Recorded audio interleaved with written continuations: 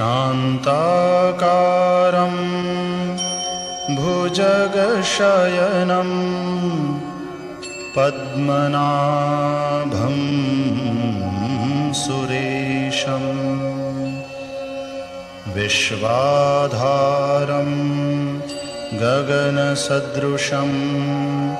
मेघवर्णं शुभांगं लक्ष्मीकान्तं कमलनयनं योगिभिर्ध्यानगम्यं वन्दे विष्णुं भवभयहरं सर्वलोकैकनाथम्।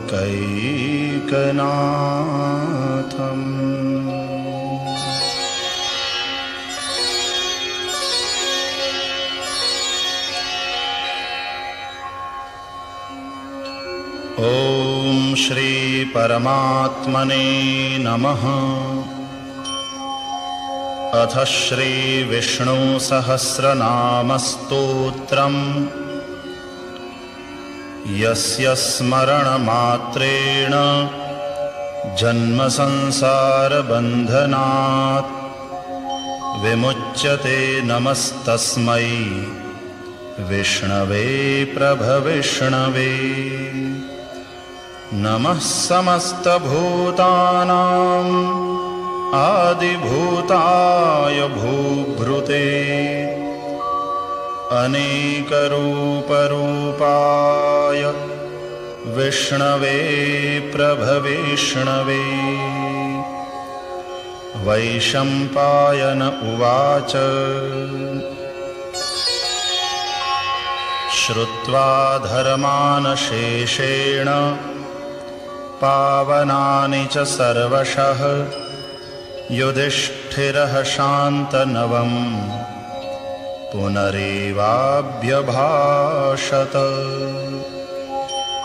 युधिष्ठिर उवाच किमेकं दैवतं लोके किं वाप्येकं परायणं स्तुवन्तः कं कमर्चन्तः प्राप्नुयुर्मानवाः शुभम्। को धर्मः सर्वधर्माणां भवतः परमो मतः किं जपन्मुच्यते जन्तुर्जन्म संसार बन्धनात्। भीष्म उवाच जगत्प्रभुं देवदेवम् अनन्तं पुरुषोत्तमं स्तुवन्नाम सहस्रेण पुरुषः सततोत्थितः।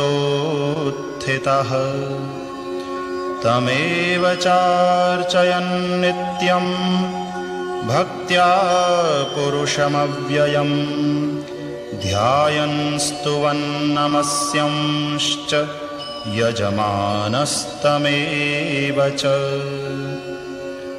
अनादिनिधनं विष्णुं सर्वलोकमहेश्वरं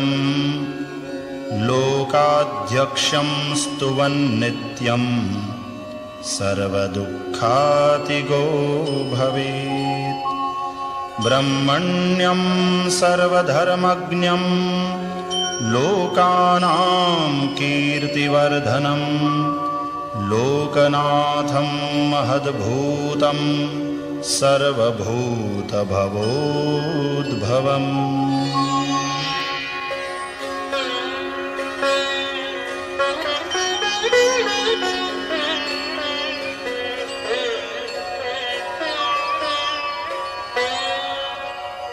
एष मे सर्वधर्माणां धर्मोऽधिकतमो मतः यद्भक्त्या पुण्डरीकाक्षं स्तवैरर्चेन्नरः सदा। परमं यो महत्तेजः परमं यो महत्तपः परमं यो महद्ब्रह्म परमं यः परायणम् पवित्राणां पवित्रं यो मङ्गलानां च मङ्गलम् दैवतं देवतानां च भूतानां यो व्ययः पिता यतः सर्वाणि भूतानि भवन्त्यादियुगागमे यस्मिंश्च प्रलयं यान्ति पुनरेव युगक्षये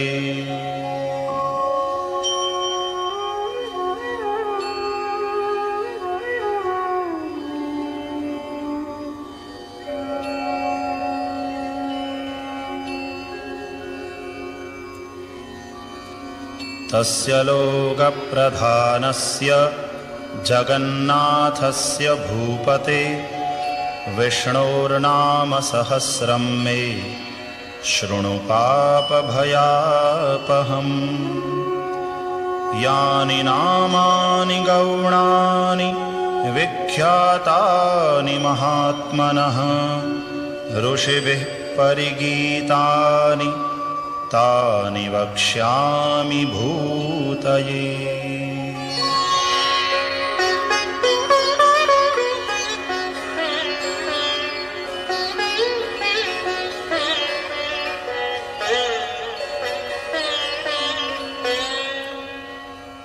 ॐ विश्वं विष्णुर्वषट्कारो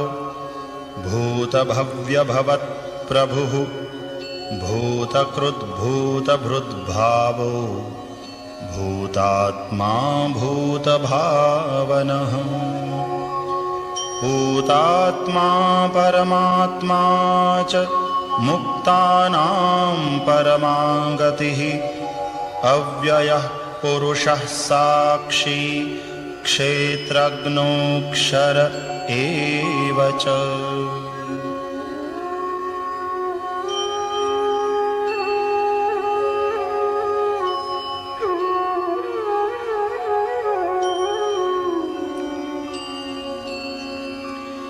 योगो योगविदां नेता प्रधानपुरुषेश्वरः नारसिंहवपुः श्रीमान् केशवः पुरुषोत्तमः सर्वः शर्वः शिवः स्थाणुः भूतादिर्निधिरव्ययः सम्भवो भावनो भर्ता प्रभवः प्रभुरीश्वरः स्वयंभूः शम्भुरादित्यः पुष्कराक्षो महास्वनः अनादिनिधनो धाता विधाता धातुरुत्तमः अप्रमेयो ऋषिकेशः पद्मनामोऽमरप्रभुः विश्वकर्मा मनुस्त्वष्टा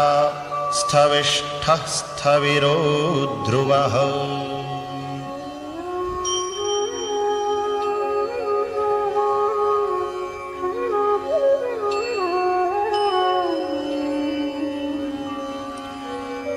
अग्राह्यः शाश्वतः कृष्णो लोहिताक्षः प्रतर्दनः प्रभूतस्त्रिककुब्धाम पवित्रं मङ्गलं परम् ईशानः प्राणदः प्राणो ज्येष्ठः श्रेष्ठः प्रजापतिः हिरण्यगर्भो भूगर्भो माधवो मधुसूदनः ईश्वरो विक्रमी धन्वी मेधावी विक्रमः क्रमः अनुत्तमो दुराधर्षः कृतज्ञः कृतिरात्मवान् सुरेशः शरणं शर्मा विश्वरेताः प्रजाभवः अहः संवत्सरो व्यालः प्रत्ययः सर्वदर्शनः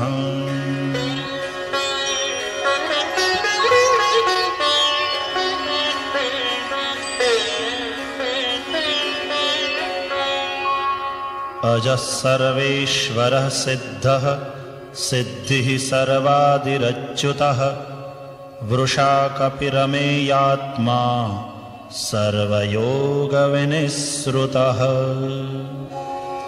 वसुर्वसुमनाः सत्यः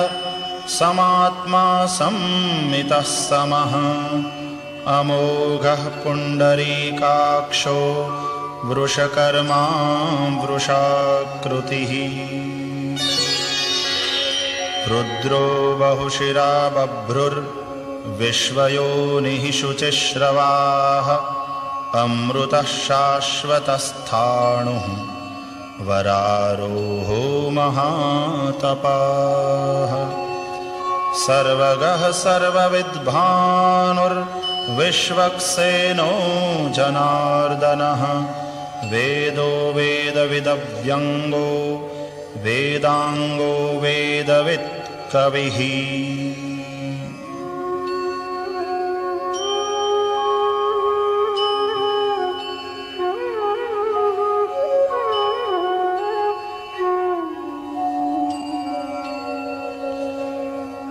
लोकाध्यक्षः सुराध्यक्षो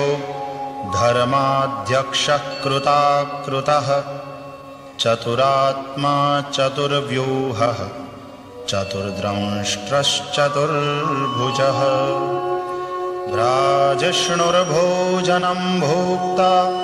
सहिष्णुर्जगदादिजः अनघो विजयो जेता विश्वयोनिः पुनर्वसुः उपेन्द्रो वामनः प्रांशुः अमोघः शुचिरूर्जितः अतीन्द्रः संग्रहः सर्गो धृतात्मा नियमो यमः वेद्यो वैद्यः सदा योगी वीरः माधवो मधुः अतीन्द्रियो महामायो महोत्साहो महाबलः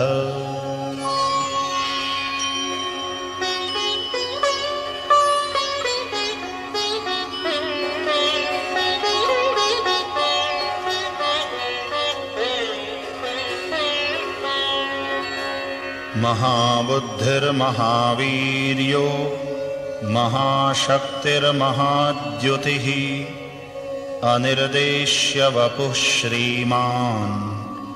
अमेयात्मा महादृधृक् महेश्वासो महीभर्ता श्रीनिवासः सतां गतिः अनिरुद्धः सुरानन्दो गोविन्दो गोविदाम्पतिः मरीचिर्दमनो हंसः सुपर्णो भुजगोत्तमः हिरण्यनाभः सुतपाः पद्मनाभः प्रजापतिः अमृत्युः सर्वदृक्सिंहः सन्धाता सन्धिमान् स्थिरः अजो दुर्मर्षणः शास्ता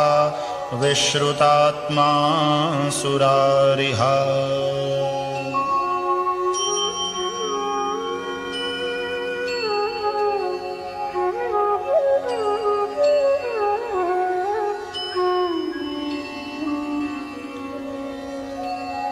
गुरुर्गुरुतमो धाम सत्यः सत्यपराक्रमः निमिषो निमिषस्रग्वी वाचस्पतिरुदारधीः अग्रणीर्ग्रामणीः श्रीमान् न्यायो नेता समीरणः सहस्रमूर्धा विश्वात्मा सहस्राक्षः सहस्रपात् आवर्तनो निवृत्तात्मा संवृतः सम्प्रमर्दनः अहः संवर्तको वह्निः अनिलो धरणीधरः सुप्रसादः प्रसन्नात्मा विश्वधृग् विश्वभुग् विभुः सत्कर्ता सत्कृतः साधुर्जह्नुर्नारायणो नरः।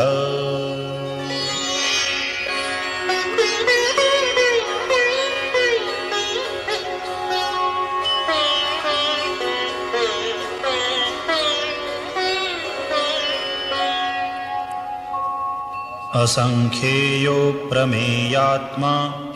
विशिष्टः शिष्टकृच्छुचिः सिद्धार्थः सिद्धसंकल्पः सिद्धिदः सिद्धिसाधनः। वृषा हि वृषभो विष्णुर्वृषपर्वा वृषोदरः वर्धनो वर्धमानश्च विविक्तश्रुतिस्सागरः। सुभुजो दुर्धरो वाग्मी महेन्द्रो वसुदो वसुः नैकरूपो बृहद्रूपः शिपिविष्टः प्रकाशनः। ओजस्तेजोद्युतिधरः प्रकाशात्मा प्रतापनः रुद्धः स्पष्टाक्षरो मन्त्रः चन्द्रांशुर्भास्करद्युतिः।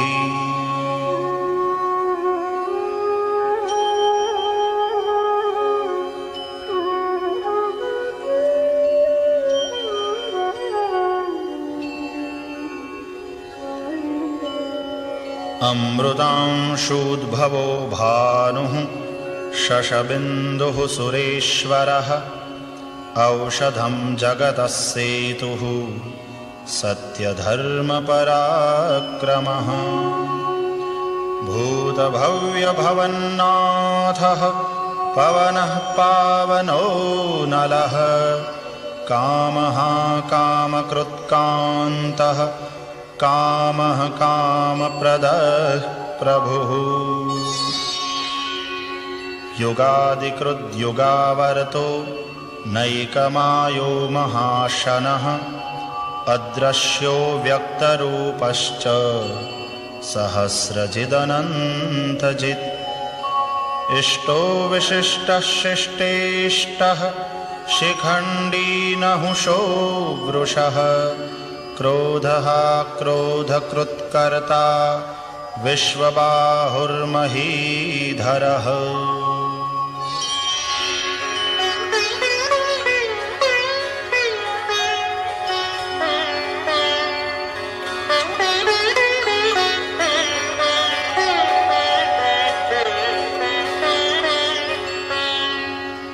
अच्युतः प्रथितः प्राणः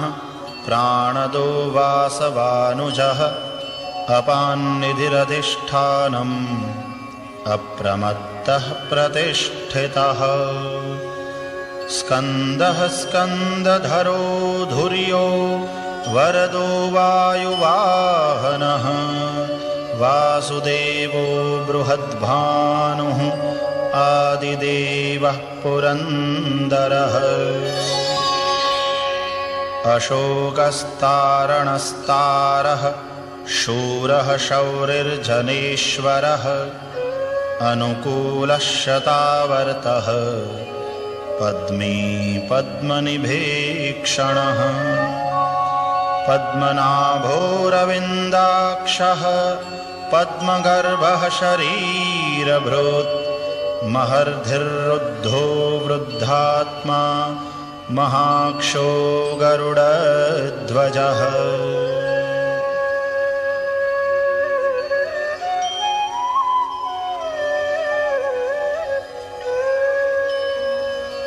अतुलः शरभो भीमः समयज्ञो हविर्हरिः सर्वलक्षणलक्षण्यो लक्ष्मीवान् समितिञ्जयः। विक्षरो रोहितो मार्गो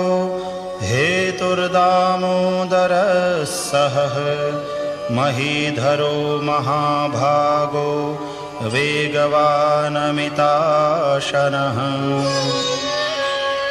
उद्भवः क्षोभणो देवः श्रीगर्भः परमेश्वरः करणं कारणं कर्ता विकर्ता गहनो गुहः व्यवसायो व्यवस्थानः संस्थानस्थानदो ध्रुवः परर्धिः परमः स्पष्टः तुष्टः पुष्टः शुभे क्षणः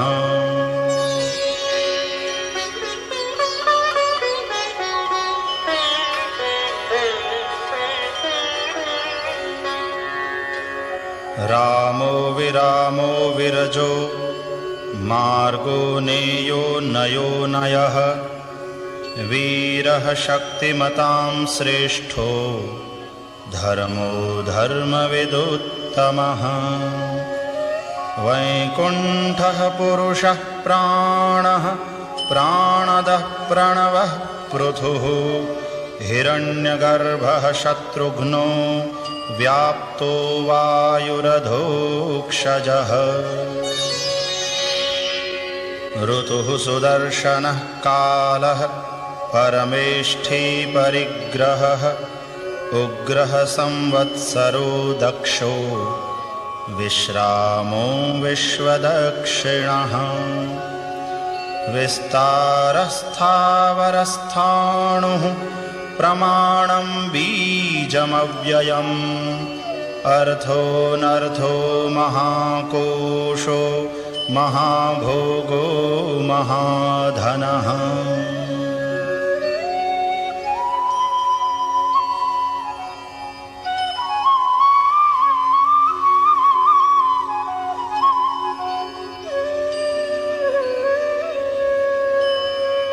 अनिर्विण्णः स्थविष्ठो भुर्धर्मयूपो महामखः नक्षत्रनेमिर्नक्षत्री क्षमः क्षामः समीहनः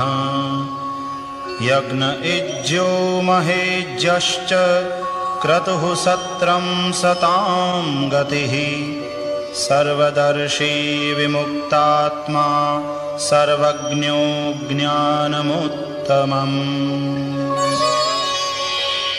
सुव्रतः सुमुखः सूक्ष्मः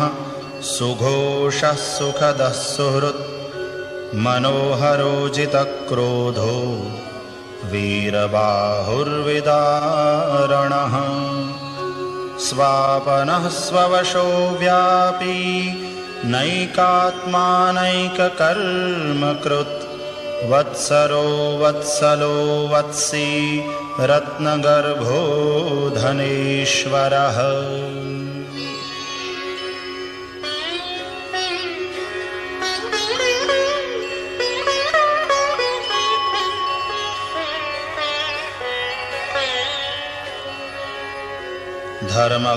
धर्मगुप्धर्मकृद्धर्मी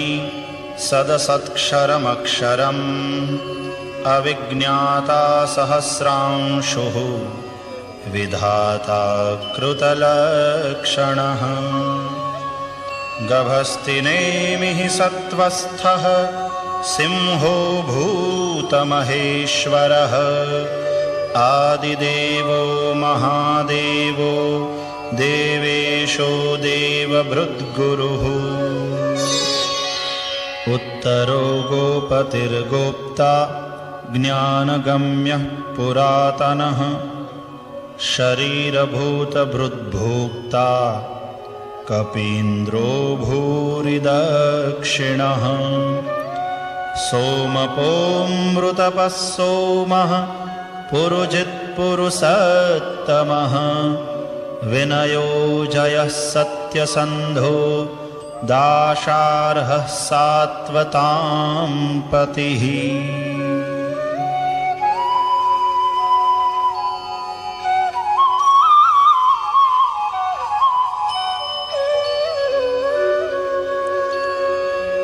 जीवो विनयिता साक्षी मुकुन्दो मितविक्रमः अम्भो निधिरनन्तात्मा महोदधिशयोऽन्तकः अजो महार्हः स्वाभाव्यो जितामित्रः प्रमोदनः आनन्दो नन्दनो नन्दः सत्यधर्मा त्रिविक्रमः महर्षिः कपिलाचार्यः कृतज्ञो मेदिनीपतिः त्रिपदस्त्रिदशाध्यक्षो महाशृङ्गः कृतान्तकृत् महावराहो गोविन्दः सुषेणः कनकाङ्गदी गुह्यो गभीरो गहनो गुप्तश्चक्रगदाधरः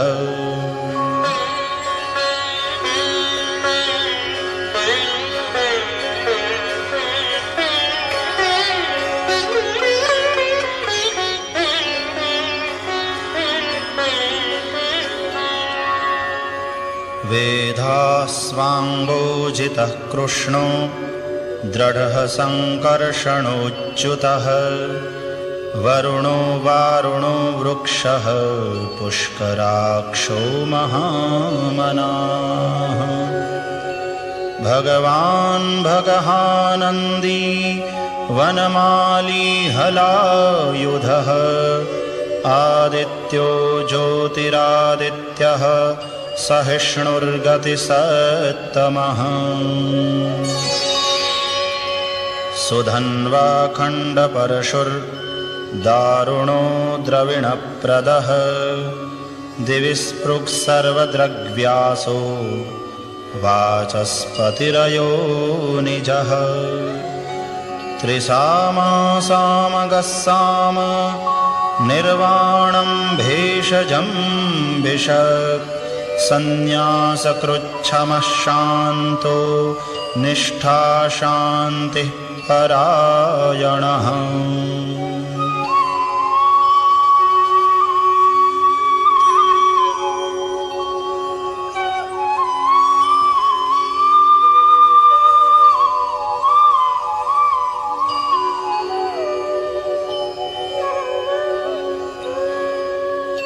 शुभांगः शान्तिदः स्रष्टा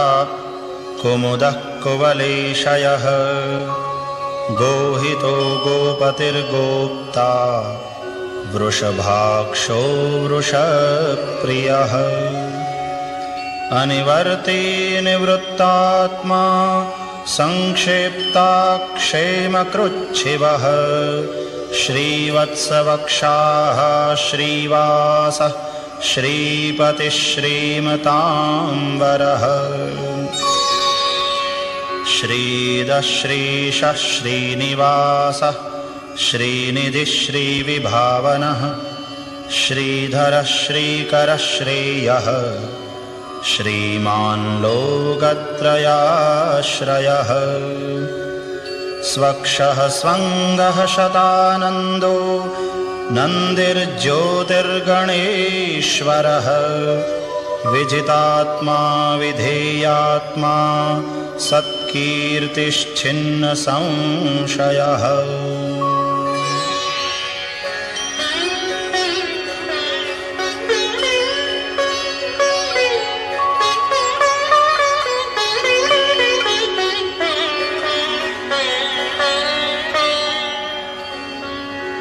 उदीर्णः सर्वतश्चक्षुः अनीशः शाश्वतस्थिरः भूषयो भूषणो भूतिः विशोकः शोकनाशनः अर्चिष्मान्नर्चितः कुम्भो विशुद्धात्मा विशोधनः अनिरुद्धो प्रतिरथः प्रद्युम्नो मितविक्रमः कालनेमिनिहावीरः शौरिः शूरजनेश्वरः त्रिलोकात्मा त्रिलोकेशः केशवः केशिहा हरिः कामदेवः कामपालः कामीकान्तः कृतागमः अनिर्देश्य वपुर्विष्णुर्वीरोऽनन्तो धनञ्जयः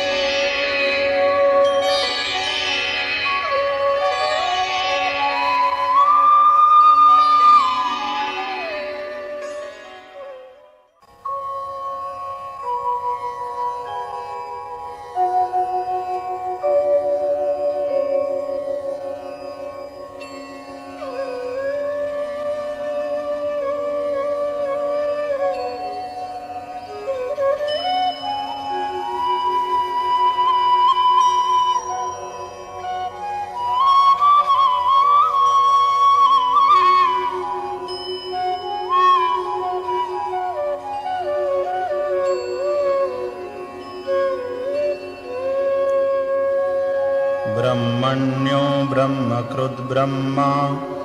ब्रह्म ब्रह्मविवर्धनः ब्रह्मविद्ब्राह्मणो ब्रह्मी ब्रह्मज्ञो ब्राह्मणप्रियः महाक्रमो महाकर्मा महातेजा महोरगः महाक्रतुर्महायज्वा महायज्ञो महाहविः स्तव्यस्तवप्रियस्तोत्रम् स्तुतिस्तोतारणप्रियः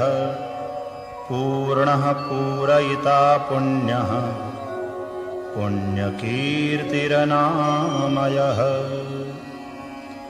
मनोजवस्तीर्थकरो वसुरेता वसुप्रदः वसुप्रदो वासुदेवो वसुर्वसुमना हविः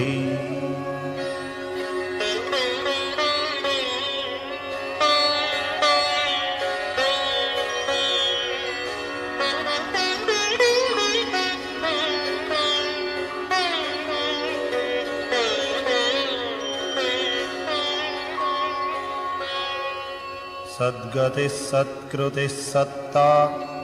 सद्भूतिः सत्परायणः शूरसेनो यदुश्रेष्ठः सन्निवासः सुयामुनः भूतावासो वासुदेवः सर्वासु निलयो नलः दर्पः दर्पदो द्रप्तो दुर्धरोऽथापराजितः विश्वमूर्तिर्महामूर्तिः दीप्तमूर्तिरमूर्तिमान् अनेकमूर्तिरव्यक्तः शतमूर्तिः शताननः एको नैकः सवः कः किं यत्तत्पदमनुत्तमम् लोकबन्धुर्लोकनाथो माधवो भक्तवत्सलः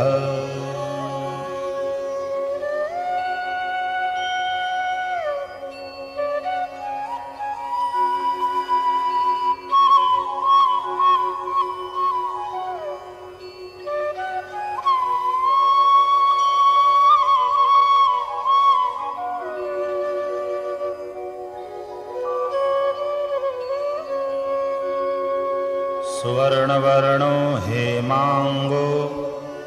वरांगश्चंदनांगदी वीरः विषमः शून्यो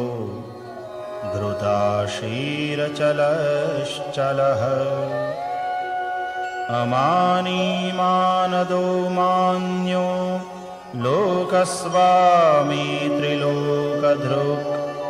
सुमेधा मेधजो धन्यः सत्यमेधाधराधरः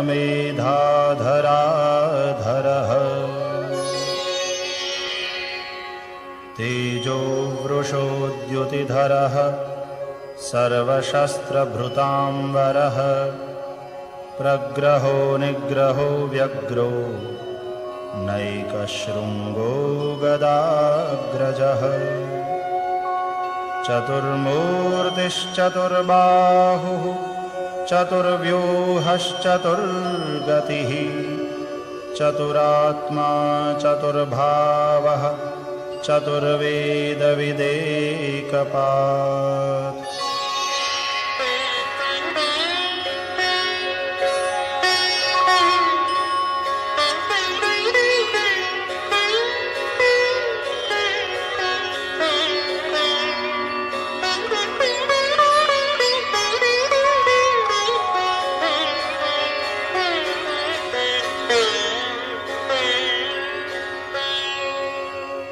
समावर्तो निवृत्तात्मा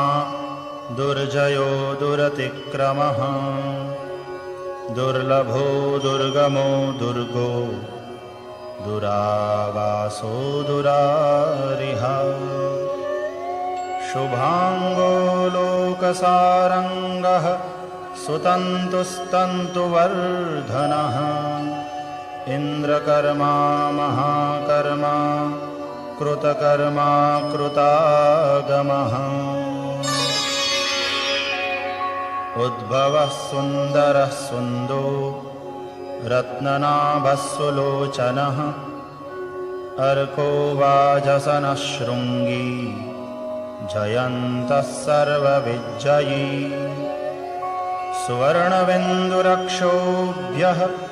सर्ववागीश्वरेश्वरः महाह्रदो महागर्तो महाभूतो महानिधिः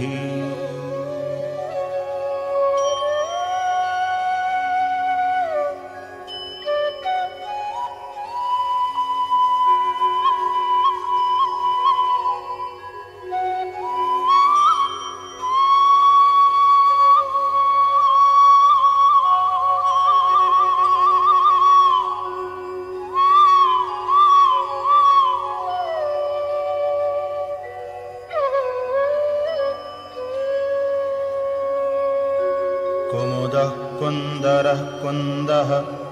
पर्जन्यः पावनो निलः अमृतांशोऽमृतवपुः सर्वज्ञः सर्वतोमुखः सुलभः सुव्रतः सिद्धः शत्रुजिच्छत्रुतापनः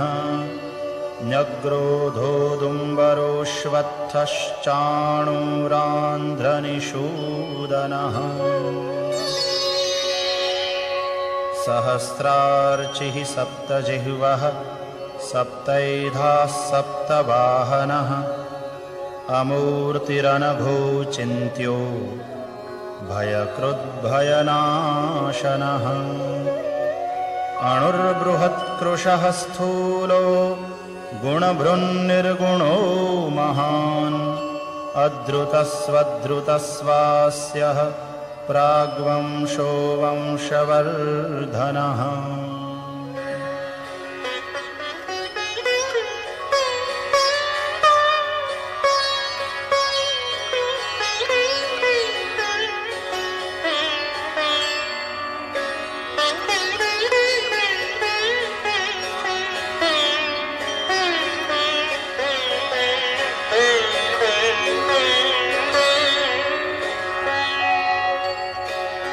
भारभृत्कथितो योगी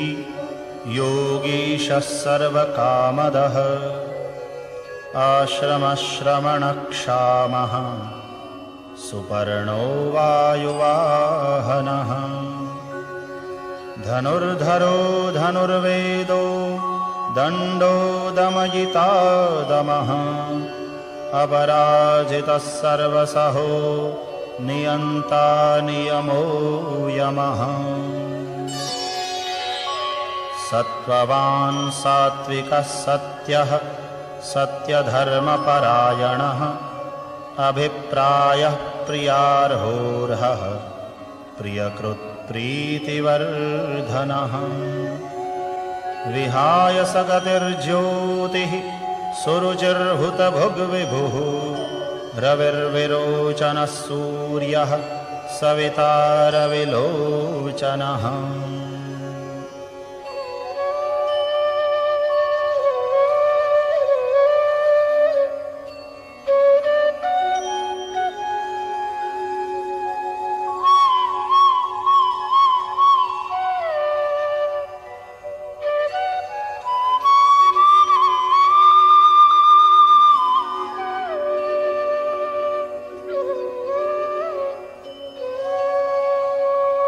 अनन्तो हुतभुग्भोक्ता सुखदो नैकजोऽग्रजः अनिर्विण्णः सदामर्षि लोकाधिष्ठानमद्भुतः सनातनतमः कपिलः कपिरव्ययः स्वस्तिदः स्वस्तिकृत् स्वस्ति स्वस्ति भुक् स्वस्ति दक्षिणः अरौद्रः कुण्डलीचक्री विक्रम्योर्जितशासनः शब्दातिगः शब्दसहः शिशिरः शर्वरीकरः अक्रूरः पेशलो दक्षो दक्षिणः क्षमिणाम्बरः विद्वत्तमो वीतभयः पुण्यश्रवणकीर्तनः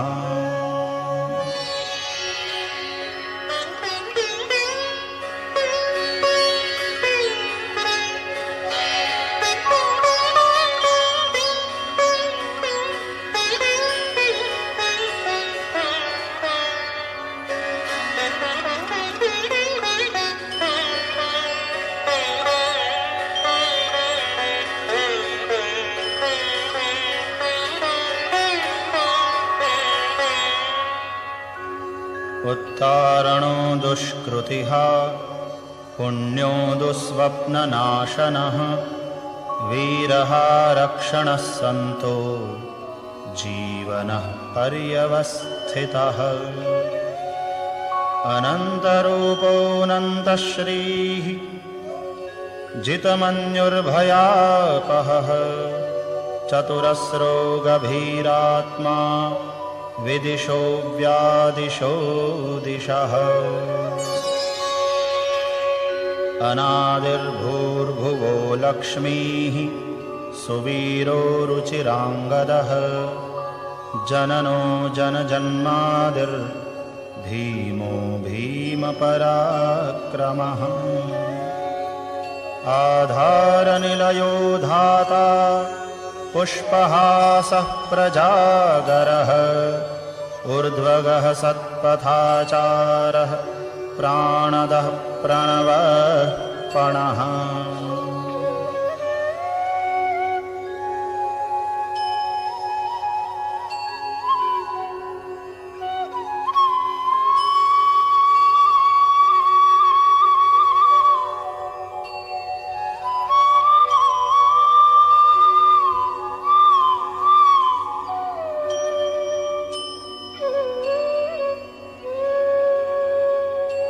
प्रमाणं प्राणनिलयः प्राणभृत्प्राणजीवनः तत्त्वं तत्त्वविदेकात्मा जन्ममृत्युजरातिगः भूर्भुवस्वस्तरुस्तारः सविता प्रपितामहः यज्ञो यज्ञपतिर्यज्वा यज्ञाङ्गो यज्ञवाहनः यज्ञभृद्यज्ञकृद्यज्ञी यज्ञभुग्यज्ञसाधनः यज्ञान्तकृद्यज्ञगुह्यम् अन्नमन्नादयेव च आत्मयोनिस्वयं जातो वैखानः सामगायनः देवकीनन्दनस्रष्टा क्षितीशः पापनाशनः शङ्खभृन्नन्दकी चक्री शार्ङ्गधन्वा गदाधरः रथाङ्गपाणिरक्षोभ्यः सर्वप्रहरणायुधः सर्वप्रहरणायुध ॐ नम इति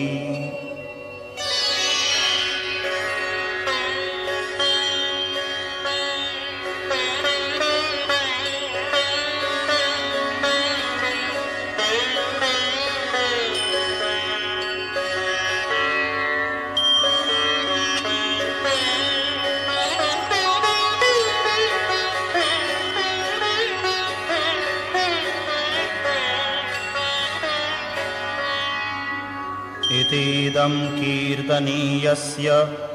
केशवस्य महात्मनः नाम्नां सहस्रं दिव्यानाम् अशेषेण प्रकीर्तितम् य इदं शृणुयान्नित्यं यश्चापि परिकीर्तयेत् नाशुभं प्राप्नुयात् किञ्चित् सोमुत्रेह च मानवः वेदान्तगो ब्राह्मणः स्यात् क्षत्रियो विजयी भवेत् वैश्यो धनसमृद्धः स्यात् शूद्रः सुखमवाप्नुयात् धर्मार्थी प्राप्नुयात् धर्मम् अर्थार्थी चार्थमाप्नुयात् कामानवाप्नुयात् कामी प्रजार्थी प्राप्नुयात् प्रजाम्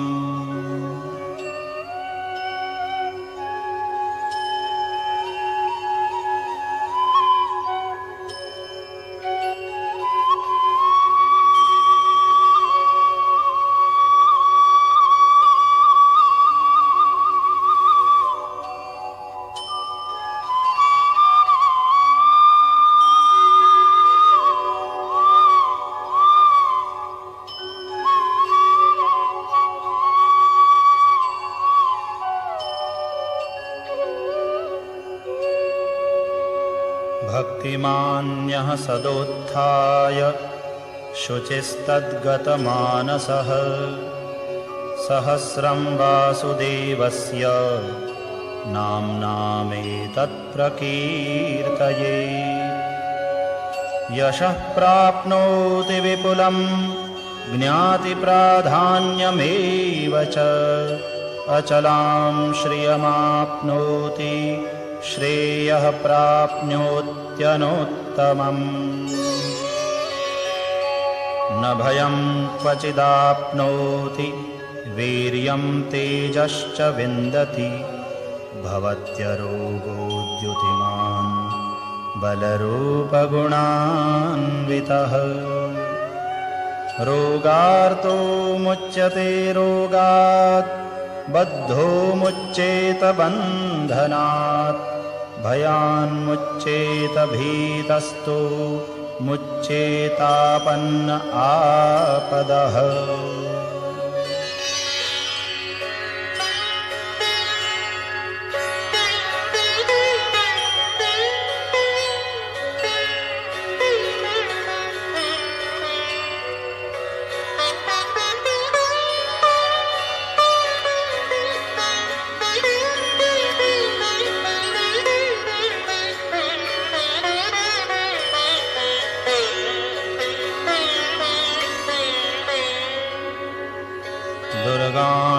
दुर्गाण्यतितरत्याशु पुरुषः पुरुषोत्तमं स्तुवन्नाम सहस्रेण नित्यं भक्तिसमन्वितः वासुदेवाश्रयो मर्त्यो वासुदेवपरायणः सर्वपापविशुद्धात्मा याति ब्रह्म सनातनम् न वासुदेव भक्तानाम् अशुभं विद्यते क्वचित् जन्म मृत्यु जरा व्याधि भयं नैवोपजायते इमं स्तवमधीयानः श्रद्धा भक्तिसमन्वितः युज्येतात्मसुखक्षान्ति श्रीधृतिस्मृतिकीर्तिभिः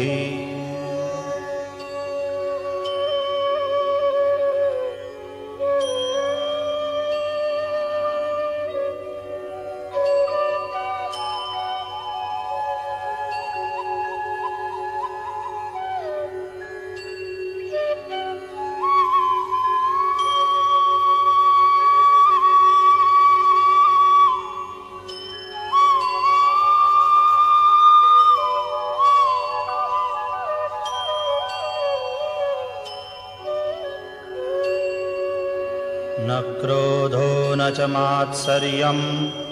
न लोभो नाशुभा मतिः भवन्ति कृतपुण्यानां भक्तानां पुरुषोत्तमे द्यौः स चन्द्रार्कनक्षत्रा खं दिशो भुर्महो दधिः वासुदेवस्य वीर्येण विद्धृतानि महात्मनः ससुरासुरगन्धर्वं सयक्षोरगराक्षसं जगद्वशे वर्ततेदं कृष्णस्य सचराचरम् इन्द्रियाणि मनोबुद्धिः सत्त्वं तेजो बलं धृतिः वासुदेवात्मकान्याहुः क्षेत्रं क्षेत्रज्ञ एव च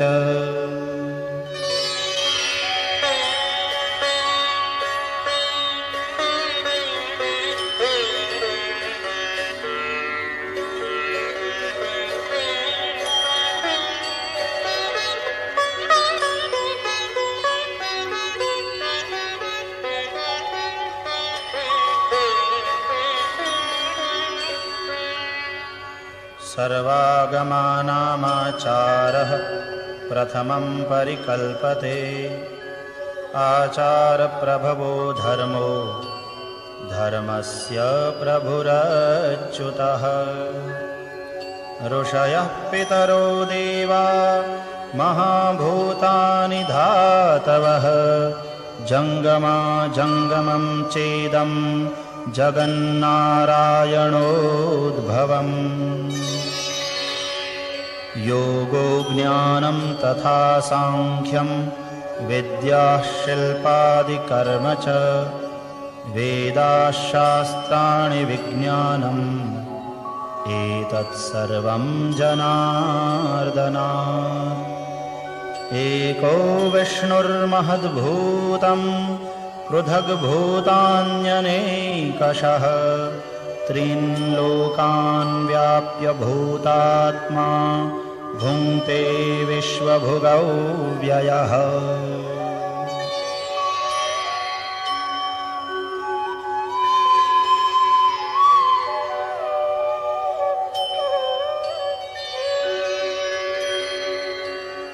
इमं स्तवं भगवतो विष्णोर्व्यासेन कीर्तितं पठेद्य इच्छेत् पुरुषः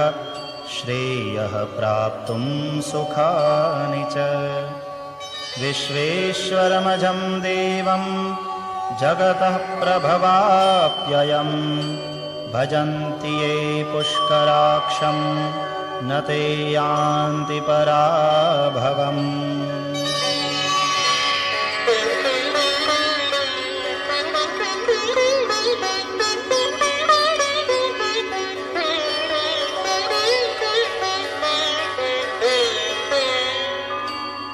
ॐ तत्सदिति श्रीमहाभारते शतसाहस्र्यां संहितायां वैयासिक्याम् आनुशासनिके पर्वणि भीष्मयुधिष्ठिरसंवादे श्रीविष्णोर्दिव्यसहस्रनामस्तोत्रम्